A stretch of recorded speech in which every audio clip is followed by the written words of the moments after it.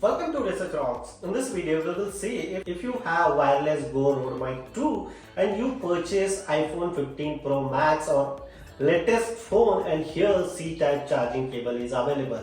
You can use this one as an audio jack. You need C-types. So how I use my Rode Mic to my 15 Pro Max. So look at this. This is my Rode Mic. This is a receiver.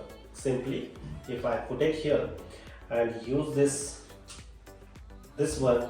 Here is not option, such kind of mic jack is not available latest iPhone. But how I solve this problem, you need to purchase one of the extension. This extension available on any electronic supermarket as well as in Amazon, and you just simply put it here.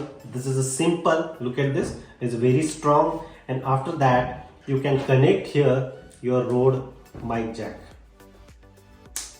Like this, noise is coming. So this is the best option to fix Rode Wireless Go mic to your iPhone 15 Pro Max.